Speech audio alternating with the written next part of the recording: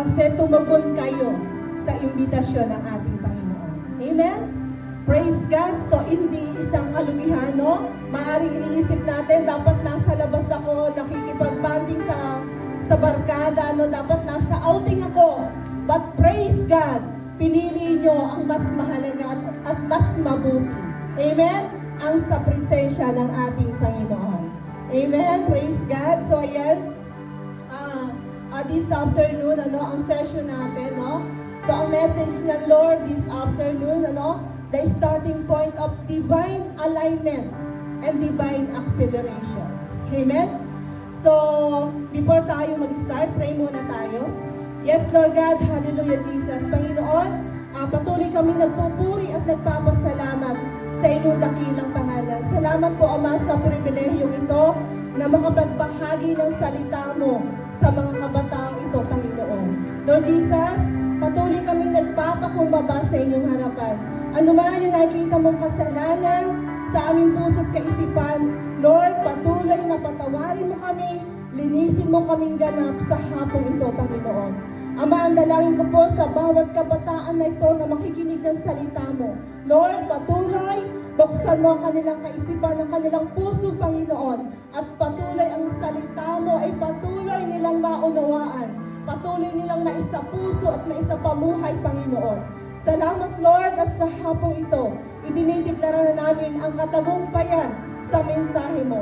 Salamat po, Ama, ito pong aming dalangin ng may pasasalamat sa pangalan ni Jesus. Amen and amen. Yan. Praise God. Sabi ko nga kanina, congratulations. Kasi nga na doon yung pagtugon nyo sa panawagan ng ating Panginoon. So sabi dito, the starting point of divine alignment and acceleration. So bigyan muna natin ng biblical meaning. Ano ba itong sinasabing divine alignment? Sabi dito, is the intentional process of arranging one's life will and priorities to match God, transforming personal desires to align with His purpose. Sabi nga ito yung maka-Diyos na pagka-align, Sabi nga ay pagbabago, pagsasaayos ng buhay natin, pagsasaayos ng kalooban, ng purpose ng Panginoon sa buhay natin. Amen po ba? Ito yung ang pagsasaayos, pagbabago ng purpose natin na naka-align dapat sa kalooban ng ating Panginoon. Naka-align sa layunin ng ating Panginoon. So, ibig sabihin, hindi na yung kalooban natin, kundi yung kalooban na ng Panginoon ang dapat maisapamuhay. Sabi nga sa lahat ng aspeto ng buhay natin, sabi nga ay kinakailangan maisaayos kung saan yun yung kalooban ng ating Panginoon. So, banggitin ko sa inyo yung sa aklat ng Lucas 22 verse 42. Ito yung time na kung saan ay pinako ang ating Panginoong Jesus. At ngayon nga po, kung sabi nga ito, isineselebrate ng buong mundo. Sabi nga po, nung time na ipinako ang ating Panginoong Jesus, so, bagamat siya'y nasa laman, so nakaramdam din siya ng paghihinagpis. So, ano sabi dito? Sabi niya, Ama, kung loloobin mo, ilayo mo sa akin ang kopang ito, ngunit huwag ang kalooban ko masunod, kundi ang kalooban mo. Ito yung sinasabing divine alignment. Sasabihin natin sa Lord, Panginoon, bagamat ito yung dinidesire ng puso ko, but Lord, ang kalooban mo ang masunod. Kagaya ngayon, sino ba ang nasunod sa buhay nyo? Maaaring may mga barkada nag-i-invite sa inyo, punta tayo dito, mag-outing tayo, magbakasyon tayo.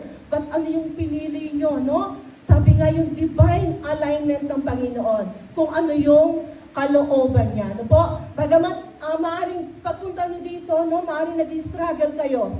Doon pa lang sa pag-yes nyo, doon sa nag-invite sa inyo, maraming possible na struggle. But praise God, sabi nga ay pinili nyo kung ano yung kalooban ng ating Panginoon. Amen? So ano man po yung sinasabing divine acceleration? Sabi nga is the supernatural.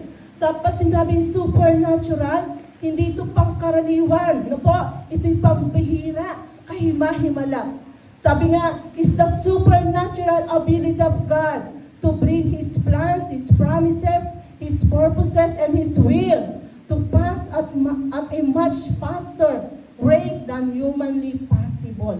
Sabi nga, nandun yung acceleration, no? Nandun yung mabilis, no? Mabilis na pwede nating ma-receive sa Lord. Nandun yung pwede tayong iangat ng Panginoon. Nandun yung mabilis na pwede nating ma-receive. Ano ba yung magandang plano ng Diyos sa buhay natin? Ano ba yung mga pangako ng Diyos sa buhay natin? Ano ba yung purpose ng Lord sa buhay natin? Amen po ba?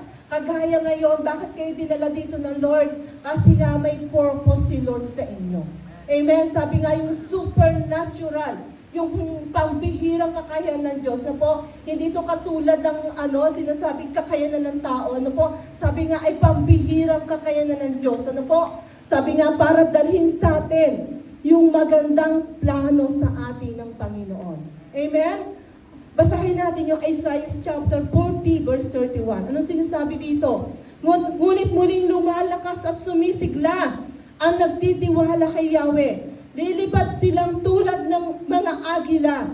Sila'y tatakbo ngunit hindi mapapagod. Sila'y lalakad ngunit hindi manghihina. So anong ibig sabihin nito? Yung favor ng Lord. Diba sabi sila'y tatakbo ngunit hindi mapapagod. So favor ng Lord. Sila'y lalakad ngunit hindi manghihina. So favor ng Lord. Amen? So yun yung tinatawag na divine acceleration, no? Pwede kang iangat ng Panginoon. So may struggle sa school, very hectic ang schedule. Amen? So napaka-hectic na schedule. Sobrang hirap. But praise God, bagamat maraming struggle, pero ano yung nararanasan mo? Kalakasang nagmumula sa Panginoon. Bagamat nahihirapan ka, no? Lalo na sa mga college student, no? Hindi ka nung kabiro ang mag-aral. But praise God, no? Dahil sabi nga natin yung favor ng Lord. So ano yung ibinibigay ng Panginoon? Bagamat mahirap, bagamat hectic ang schedule, so ano yung binibigay ng Lord? Kapayapaan. Amen po ba? So yun yung sinasabi, no? Divine acceleration, no? So nandun yung favor ng Lord. So kaya tayong itaas ng Lord. Doon sa mga sitwasyon na hindi maganda, no? Kaya kang iangat ng Panginoon. So, ganun kabilis, no? Ganun kabilis kikilos ang Panginoon sa buhay nyo. Amen? Pwede bang palakpakan natin doon si Lord? Amen. Praise God. So sabi dito, the starting point of divine alignment and acceleration. So, basahin natin ang ating text verse, ano? In Lucas chapter 18, verse 14. Sabi dito, sapagkat ang sino mang nagmamataas ay ibababa at ang nagpapakumbaba ay itataas. Amen? Sabi nga, ang sino man daw nagpapakumbaba ay itataas ng Diyos. Amen po ba? Ito rin yung sinasabi sa Matthew chapter 5. Sabi niya, pinagpahala ang mga nagpapakumbaba sapagkat mamanahin nila ang daigdig. So meaning, ganun kahalaga, no? Ganun kahalaga yung kapakumbabaan natin sa harapan ng Diyos. Amen po? So basahin natin yung Luke 18, no? Simulan natin mula verse 9 to 40, no? Ito yung talinhaga ng isang pariseyo at ng maniningil ng buwis. Sabi dito, sinabi rin niya ang talinhagang ito sa mga taong matuwid ang tingin sa sarili. Sabi dito, at hinahamak naman ng iba. May dalawang lalaking pumasok sa templo upang manalangin. Ang isa ay pariseyo at ang isa ay maniningil ng buwis. Tumayo ang pariseyo at nanalangin na ganito, O Diyos, nagpapasalamat ako sa iyo sapagkat hindi ako katulad ng iba na mga magnanakaw, mandaraya, mangangalunya, o kaya'y katulad ng maniningil ng buwis na ito. Sabi dito, 2 beses akong nag-aayuno sa isang linggo at nagbibigay rin ako ng 10% mula sa lahat ng aking kinikita. Samantala, ang maniningil ng buwis na may nakatayo sa malayo at di man lamang makatingin sa langit. Dinadagukan niya ang kanyang dibdib at sinasabi, O Diyos, mahabag po kayo sa akin na isang makasalanan. Sinasabi ko sa inyo, ang lalaking ito'y umuwing matuwid sa harapan ng Diyos at hindi ang pariseyo, sapagkat ang sino man nagmamataas ay ibababa at ang nagpapakababa ay itataas. Nakita natin, no? Yung isang Pariseo, no? Grabe yung pagmamalaki niya. No? Bakit ang piling niya wala siyang kasalanan. Ang piling niya matuwid siya. Grabe yung pagmamalaki niya sa Diyos. Amen? Samantalang yung isang maniningil ng buwis, ano? Tax collector, nakita natin, grabe yung hinagpis niya. Sabi nga, halos hindi siya makatingin sa langit. No? Dinadagukan ng kanyang dibdib. At ano sinasabi niya? O Diyos, mahabag po kayo sa akin na isang makasalanan. So, sino yung pinabura ng Panginoon? Sino yung naging matuwid sa harapan ng Diyos? Yung bang righteous o yung isang makasalanan? So, makita natin, di ba? Sabi nga, yung isang makasalanan, umuwing matuwid sa harapan ng Diyos. So, naranasan ng isang makasalanan yung favor ng Panginoon. So, bakit? Kasi nagpakumbaba siya sa harapan ng Diyos. So, hindi pala basihan, no? Na righteous ka, then proud na proud ka, no? Hindi pala basihan to para mag-glorify natin si Lord. Nakita natin yung isang makasalanan. So, nag-glorify ang Panginoon, no? Sabi nga, na-bless ang Panginoon doon sa isang makasalanan. So, bakit? Dahil nakita yung puso. Nakita yung puso ng kapakumbabaan sa harapan ng Diyos. Amen? So, number 1, the starting point of divine alignment and acceleration. So, ano yung nakita natin doon sa talinaga? So, number 1 na sinasabi dito, acknowledge your mistakes. Amen? So, yung isang makasalanan, paano niya kinilala yung pagkakamali niya? Sabi nga, halos hindi siya makatingin sa langit, dinadagukan ng kanyang dibdib at sabi, O Diyos ko, mabag kayo sa akin na isang makasalanan. So, nandun yung pagkilala niya sa kanyang mga kasalanan. Nandun yung pagkilala niya sa kanyang mga pagkakamali. Amen po ba? At once na nagpakumbaba tayo sa Lord, sabi nga ang Diyos hindi maramot. Sabi nga ang biyaya ng Diyos sapat-sapat na handa niya tayong patawarin. Once na nagpakumbaba tayo sa harapan ng Diyos, grabe yung habag, grabe yung biyaya ng Diyos na tayo kanyang patatawarin.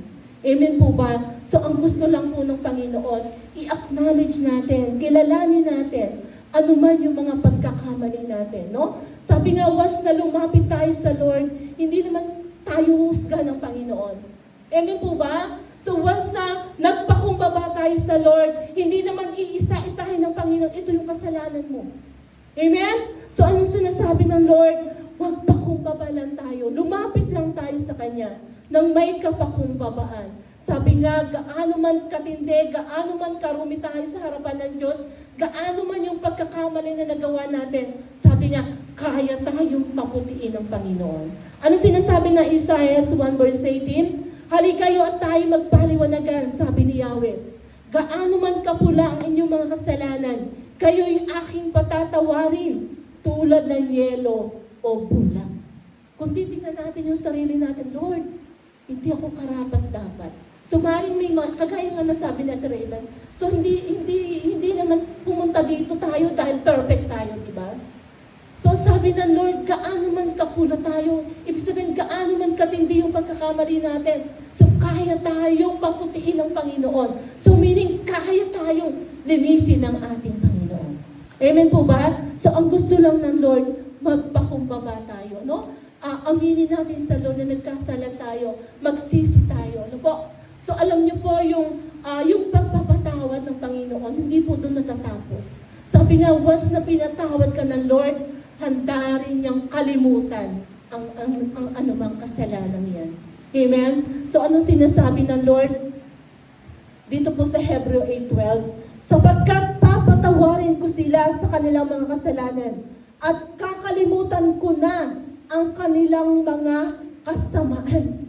Amen? So ganun katindi ang pag-ibig ng Diyos. Hindi ka lang niya papatawarin. Ang sabi ng Lord, kakalimutan ko na ang kanilang mga kasamaan. So may rason pa ba tayo para hindi tayo lumapit sa Panginoon? May rason pa ba tayo para magmalaki tayo sa Lord? Kasi sabi ng Lord, hindi lang na tayo kayang patawarin, kundi sabi niya, kakalimutan pa niya ano man yung mga pagkakamali natin. Amen po ba? So ganon kabuti, ganon kabiyaya yung habag ng ating Panginoon. Amen po ba? So ang gusto ng Lord, patuloy lang tayong magpakumbaba sa kanyang harapan. No? Handa tayong linisin, handa tayong paputiin ang ating Panginoon. At sabi nga ay hindi na niya aalalahanin pa. Ito rin yung sinabi niya sa Jeremiah 31 verse 34. No? Doon sa bandang huli, sabi nga niya ay kakalimutan niya. No? Yan yung sinasabi ng Lord. No? Hindi na nila kailangang turuan ang isa't isa. At sabihin, kilalanin mo si Yahweh. Sapagkat ako'y makikilala nilang lahat, mula sa pinakaaba hanggang sa pinakadakila, sapagkat papatawarin ko sila sa kanilang kasalanan at kakalimutan ko na ang kanilang kasamaan. Amen? Kaya kapatid, sa oras na ito, sana maramdaman mo kung gaano ka kamahal ng Diyos. Amen? So sana ma-realize mo, Lord, ganito mo pala ako kamahal. Handa mo pala akong linisin, handa mo pala akong paputin, at handa mo palang kalimutan ang lahat ng aking kasalanan. Amen? So ano lang kailangan natin gawin? Acknowledge our mistakes. Amen po ba? Amen? Praise God. So number 2 na po tayo. Sabi nga yung kapakumbabaan, hindi lang to sa harapan ng ating Panginoon. Even sa classmate natin, sa kaibigan natin, no? Kung meron tayo nakagalit, nakasamaan ng loob, no? Sabi nga, hindi na issue kung sino yung nagkamali. Hindi na issue kung sino yung nagsimula ng gulo. Amen? Hindi na issue kung sino yung nagsimula ng away. Kasi sabi nga, kapag nagpakumbaba ka, handa kang magpatawad. Amen po ba? Kung paano ka pinatawad ng Diyos, so dapat marunong ka rin magpatawad. Amen? Sabi nga, kaya mo nang batiin si classmate, kaya mo nang batiin si friend, So kaya pwede nang muling ma-restore yung relasyon nyo bilang magkaibigan, bilang mag-classmate, bilang barkada. Amen po ba? Kasi nado na yung kapakumbabaan sa puso natin. So kapag naintindihan natin ano ba ang kahulugan ng kapakumbabaan, sabi nga hindi na pinag-uusapan kung sino ang mali, kung sino ang tama. Dahil nadon yung puso ng kapakumbabaan, handa kang magpatawad, handa kang mag-sorry. Amen po ba? So number 2, sinasabi sa atin ng Lord, the starting point of divine alignment and acceleration. Number 2, surrender your life to God. So ang paghingi ng tawad sa Lord, ang pagsisisi, ang pagtalikod, hindi lang doon natatapos. Amen? So after nating mapatawad, after kalimutan ng Lord, ano man yung mga mistakes natin, hindi yung doon natatapos. So ano yung proseso? Ano yung susunod na gagawin natin? Surrender. Surrender our life to God. So kinakailangan isuko natin yung buhay natin sa Lord. So kapag sinabing isuko, all out ka na. So meaning no reservation. Wala ka nang ititira. Amen po ba? Hindi natin pwede sabihin, Lord, ito lang muna. Sa susunod ko na ibibigay ito sa'yo. Lord, ito munang habit ko. Ito munang, ito munang barkada ko na may mga, ay hindi magandang impluensya. Lord, ito muna yung susuko ko. Sa susunod na yung iba. So hindi ganon. Sabi ng Lord, once na nag-surrender tayo ng buhay sa Lord, sabi nga dapat lahat wala tayong ititira.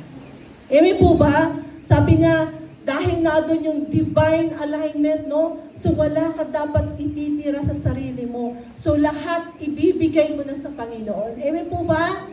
So yun yung sinasabing surrender, Sabi nga, no reservation. Wala nang ititira. So after this camp, huwag natin sabing, Lord, tapos na yung camp. Balik na uli ako, Lord. Saka na uli, next camp na uli. So hindi ganon. Amen po? Hindi ganun yung sinasabi ng Lord. Sabi nga, dapat all out ka na. Amen po ba? Sabi nga natin yung pagpapaalay natin sa will ng Panginoon. Amen. Praise God. Praise God. Amen. Hallelujah. So yung sinasabi ng Lord, Surrender your life to God. Sabi, ano sinasabi ng Lord sa Filipos chapter 3 verse 7 to 8? Ngunit dahil kay Kristo ang mga bagay na pinapahalagahan ko noon, ay tinuturing kong walang kabuluhan ngayon. Oo, tinuturing kong walang kabuluhan ang lahat ng bagay bilang kapalit ng lalong mahalaga. Ang pagkakilala kay Kristo Jesus na aking Panginoon, ang lahat ng bagay pinalagay kong walang kabuluhan at itinuring kong basura, makamtan ko lamang si Kristo. So, noong time na si Apostol Paul, na-encounter niya ang Panginoon. Si Apostol Paul, kung babasahin natin ang Biblia, grabe yung pang-uusig niya sa mananampalataya. No? So, na doon, halos pinabibilanggo niya, halos ipapatay niya ang mga mananampalataya. But nung ma-encounter niya ang Panginoon, grabe yung naging puso ni Apostol Paul. Sabi niya, yung mga bagay na pinapahalagahan niya ay itinuring niyang basura. Amen. Kapatid, kaya mo bang isuko sa Lord? Ano man yung mga bagay na pinapahalagahan mo? Ano man yung mga bagay na tinatangkilik mo na hindi kalooban ng Lord? Kaya mo bang isuko to sa Panginoon? Kasi si Apostol Paul, nung totoong na-encounter niya ang Lord, sabi nga, yung mga bagay na mahalaga sa kanya, sinuko niya sa Panginoon. At ang sabi niya, tinuring niyang walang kabuluhan ang anumang bagay. Makamtan lang niya ang higit na mahalaga. Ito ay ang ating Panginoon. Amen? Amen, praise God. So ito yung sinasabi ng Lord, anak, isuko mo na. Isuko mo na sa akin. Ano man yung mga bagay na tinatangkilik mo na hindi ko kalooban. Kasi maganda yung plano ng Diyos. So bakit kayo narito ngayon? Sa dinabin namin ng kabataan sa labas, napaka-special nyo sa Panginoon. Kasi dinala kayo ng Lord dito. So bakit? Kasi gusto ng Lord, mapaganda yung buhay nyo. Gusto ng Lord, makamit nyo yung magandang pangako niya. Gusto ng Lord, maabot nyo yung pangarap nyo. Amen? Gusto ng Lord, tamasahin nyo yung buhay na ganap at kasiya-siya. Maaring sa labas, maging masaya tayo. Maging masaya tayo sa piling ng barkada. But I tell you, pansamantala lang. Ano yung pinaka-the best na saya na pwede nating maranasan? Ito ay sa piling ng ating Panginoon. Amen? So, ang kailangan lang natin gawin, isurrender natin sa Lord. Ano man yung mga bagay na hindi kalooban ng Panginoon, isurrender na natin sa Lord. Amen? Sabi nga sa lahat ng aspeto ng buhay natin, ano man yung mga bagay, na pinangahawakan pa natin, ano man yung mga nilalakaran pa natin na hindi kalooban ng Diyos. So it's time na para isurrender sa Panginoon. Amen po ba? Sabi nga, hindi ito kawalan sa atin. Was na isinuko natin sa Lord, ano man yung mga bagay na tinatangkilik natin na hindi kalooban ng Diyos, was na isinuko natin sa Lord. Sabi nga, hindi ito kalugihan sa atin. Amen? Ito isang pagpapala sa atin. Mga kabataan, napakapalad nyo. Dahil sa edad nyo yan, naranasan nyo nang makapakinig ng salita ng Diyos. Sa edad nyo yan, naranasan nyo na umattend ng camp. Alam nyo, ako, hindi ko naranasang mag-camp. Kayo, mga bata pa lang, tinawag na kayo ng Panginoon. Mga bata pa lang kayo, inibitahan na kayo ng Panginoon. Alam nyo, nung ako makakilala sa Panginoon, 25 years old na. At nung mag-commit ako sa Lord, 34 years old na. Samantalang kayo, ang haba pa ng opportunity na pwede nyong gawin para sa Panginoon. Amen? Kaya huwag nyong sayangin yung pagkakataon na binibigay sa inyo ng Diyos. Amen? Ang buhay natin ay pansamantala lang. Amen po ba? So, hindi talaga ito yung tirahan natin. Ang tirahan natin ay langit. Kaya habang may oras pa kayo, habang mga bata pa kayo, isuko nyo na ano man yung mga bagay na ipinapamuhay natin na hindi kalooban ng Diyos. For sure, marami, no? Hindi na natin kailangan isa-isahin. Amen po ba? So, ang gusto ng Lord, buong puso natin isuko sa Panginoon. Sabi dito, surrendering your life to Jesus means denying self, trusting Him fully, and living for His purpose rather than your own. Sabi nga, kapag nagsuko ng buhay sa Diyos, nandun yung buong pusong pagtitiwala sa Panginoon. Amen? Naroon yung pagtitiwala sa Lord, nandun yung pagdideny sa sarili natin. So bakit mo i-deny ang sarili mo? Kasi hindi na mahalaga sa'yo kung anong meron ka. So sino nang mahalaga sa'yo? Ang Panginoon. Amen po ba? So once na nagsuko sa Lord, kaakibat nito pagtitiwala sa Lord. Lord, eto na yung cellphone ko, eto na yung laman ng cellphone ko. So nandun yung pagtitiwala sa Lord. Amen? Lord, eto na yung barkada ko na hindi maganda yung influensya sa akin. So nandun yung pagtitiwala sa Lord na bibigyan ka na mas the best na barkada ng Panginoon. Amen? So yun yung nais ng Panginoon, ano? Na isuko natin lahat ng bagay na meron tayo na hindi kalooban ng Panginoon. Sabi nga ay, sabi nga, mas maganda. Mas maganda yung layunin ng Panginoon sa atin. Amen po ba? Once na ibinigay natin sa Panginoon ang lahat ng meron tayo na hindi kalooban ng Panginoon. And number 3, last na po tayo. Commit your life to God. Ayan. Sabi nga, hindi lang natatapos sa pagsusuko ng buhay. So kasunod nito ay pagtatalaga ng buhay sa Diyos. Amen. Lord, eto na, nagrepent na ako, hindi pa ba natatapos doon? Lord, eto na nga, nagsuko na ako ng buhay sa iyo, hindi pa ba natatapos doon? So hindi po kailangan ng pagtatalaga ng buhay. Pag sinabing pagtatalaga, nado na yung pagsunod, nado na yung paglilingkod. Amen po ba? So bakit ba tayo tinawag ng Lord dito? Hindi lang sabi nga para matapos natin yung task natin, para lang hindi magawa natin kung ano yung pinapagawa ni leader, no? So dapat naroon yung totoong pagsunod at paglilingkod sa Panginoon. Amen po ba? So kinakailangan ng pagtatalaga. Anong sabi ng awit 37 verse 5? Ang iyong sarili sa Kanya italaga, tutulungan ganap kapag ika'y nagtiwala. Amen po ba? Sabi ng Lord, tutulungan kita anak.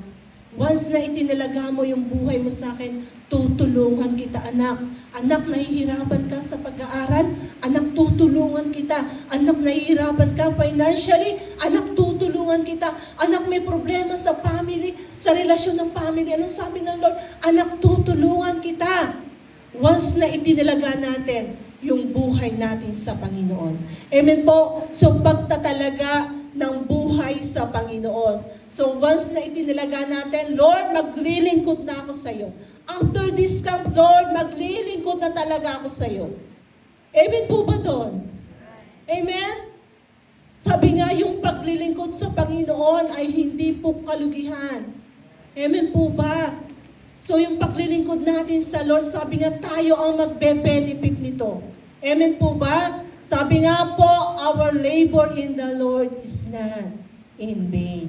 Yan po yung sinasabi sa 1 Corinthians 15:58. Amen po ba? Ano sabi po dyan?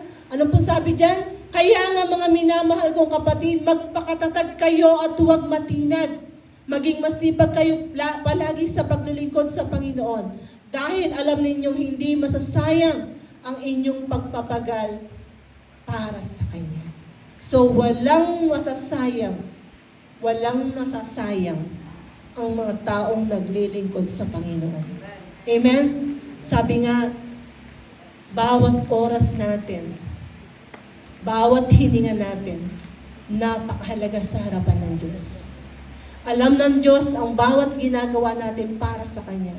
At ang lahat ng ito ay may kapalit na reward. Amen po ba? Sabi nga, hindi masasayang ang ginagawa natin pagpapagal sa Panginoon. So, nandito kayo sa camp, no? Nag-spend lang kayo ng oras dito. So, for sure, hindi yan masasayang. Aanihin nyo yan. Kung paglabas nyo, hindi nyo pa makita yung ani, but for sure, aanihin nyo yan. Yung dedikasyon nyo, yung sabi nga yung time nyo na umattend dito sa camp, alam nyo ba, aani kayo ng pagpapala. Hindi lang sa inyo, sabi nga, mag-i-extend to sa family ninyo, sa buong lahi ninyo. Amen po ba? Yun yung promise ng Lord, no? Hindi lang sa inyo matatapos yung pagpapala ng Diyos. Sabi nga, dadalo ito sa buong pamilya. Amen? Dadalo ito sa buong lahi. Amen po ba? So walang nasasayang sa mga taong tapat na naglilingkod sa ating Panginoon. Amen? So marami tayong pwedeng pagkalibangan sa labas. So maraming inaalok ang mundo, maraming pinapakita sa ating maganda ang mundo, no? Sa tingin natin kaaya-aya, sa tingin natin maganda. But sabi nga po, ang lahat ng ito'y walang kabuluhan. So ano yung pinakamagandang gawin natin? Piliin natin ang sumunod sa kalooban ng Panginoon at piliin natin ang maglingkod sa ating Panginoon. Amen? Amen? So dito tayo magtapos in 2 Peter 3 verse 9, ang Panginoon ay hindi nagpapabaya sa kanyang pangako, gaya ng inaakala ng ilan. Sa halip nagbibigay siya ng pagkakataon sa lahat, sapagkat hindi niya nais na may mapahamak, kundi ang lahat ay makapagsisi at tumalikod sa kasalanan. Mga kabataan, tandaan ninyo, mahal na mahal kayo ng Panginoon. So narito kayo kasi mahal na mahal kayo ng ating Panginoon. So bakit wala kayo sa labas? Bakit wala kayo sa outing? Bakit wala kayo sa gimmick? So bakit? Kasi mahal na mahal kayo ng Panginoon. Amen? At yung pagparito nyo, alam nyo, grabe. Grabe yung impact ng Panginoon. Amen? Sabi nga ng Lord, ang Diyos ay hindi nagpapabaya sa kanyang pangako. No? So, hindi nais ng Lord na isa man sa inyo ay may mapahamak. So, anong gusto ng Lord? Maranasan natin yung buhay na walang hanggan sa piling ng ating Panginoon. Amen? Tandaan nyo mga kapatid, mga kabataan, ang buhay natin dito sa lupa ay pansamantala lang. Ang tunay nating tirahan ay ang langit. Amen? So, ang buhay natin, dalawa lang yung pwede nating puntahan. Sabi nga, ang buhay na walang hanggan sa piling ng ating Panginoon. At ang walang hanggang buhay sa piling ni Satanas. So mga kabataan, alin ang pipiliin natin? Buhay na walang hanggan sa piling ng ating Panginoon o buhay na walang hanggan sa piling ni Satanas? Kung dito sa lupa may paghihirap, sabi nga, pansamantala lang yan. Pero grabe yung buhay na ibibigay sa atin ng Panginoon. Pero yung paghihirap doon sa impyerno, ito yung walang hanggang pagdurusa. Amen po ba? Kaya mga kabataan, huwag natin sayangin yung pagkakataon na ibinibigay ng Panginoon. Ito na yung panahon, ano? Ito na yung time para, sabi nga, magbalik loob tayo sa Panginoon. Ito na yung time ng pagliligtas ng Panginoon. So, huwag na natin sayangin yung pagkakataon na binibigay sa atin ng Panginoon.